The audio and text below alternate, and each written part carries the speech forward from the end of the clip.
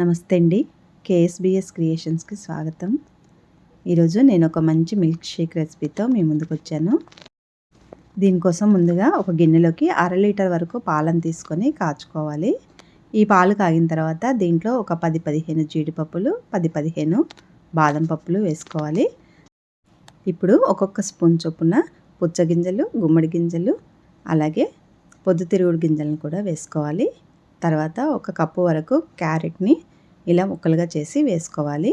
ఇవన్నీ కూడా మంటను మీడియం ఫ్లేమ్లో పెట్టి మధ్య మధ్యలో కలుపుకుంటూ ఉడికించుకోవాలి. ఇంకా దీంట్లోకి మీ దగ్గర ఉన్న డ్రై నట్స్ ఏవైనా సరే వేసుకోవచ్చు. మనం ఒకసారి క్యారెట్ని ఈ విధంగా చాకుతో కట్ చేసామంటే మనకి ఉడికిందో లేదో తెలిసిపోతుంది. ఇప్పుడు స్టవ్ ఆఫ్ చేసి మూత పెట్టేసి దీన్ని పూర్తిగా చల్లారనివ్వాలి. ఇలా పూర్తిగా చల్లారిన తర్వాత ఒకసారి ఇదంతా కలుపుకొని ఒక మిక్సీ జార్ తీసుకొని దీంట్లో డ్రై నట్స్ ఇంకా క్యారెట్ ముక్కల్ని మిక్సీ జార్లో వేసుకోవాలి. అలాగే తీపి కొరకు ఇక్కడ ఒక 2 చెంచాల వరకు బెల్లాన్ని కూడా వేసుకుంటున్నాను. ఈ బెల్లం ప్లేస్లో తేనెనైనా వేసుకోవచ్చు లేదా పంచదారనైనా వేసుకోవచ్చు. ఒక 2 చెంచాల వరకు వేసుకుంటే సరిపోతుంది. అలాగే ఒక 3 యాలకులను కూడా వేసుకోవాలి.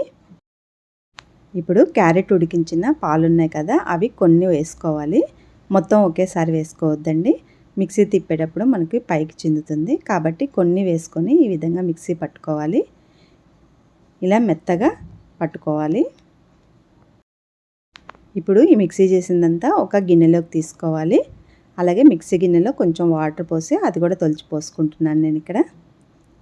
ఇప్పుడు ఒకసారి గంటెతో కలుపుకుందాము. కొద్దిగా చిక్కగా అనిపిస్తుంది కదా, ఇందులో కొంచెం పాలు పడతాయండి.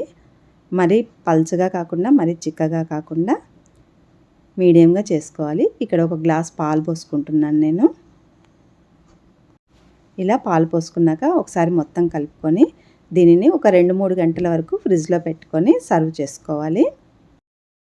మామూలుగా మనం క్యారెట్ జ్యూస్ చేసినప్పుడు ఇది వడకట్టాలి కదండి. వడకట్టినప్పుడు మనకు పల్ప్ అనేది పోతుంది, పడేస్తూ ఉంటాము. ఈ విధంగా పాలల్లో ఉడికించి చేసుకున్నాం అనుకోండి, మనకి పల్ప్ అనేది ఉండదు. మెత్తగా పేస్ట్ లాగా వేస్టేజ్ లేకుండా చక్కగా ఉంటుంది.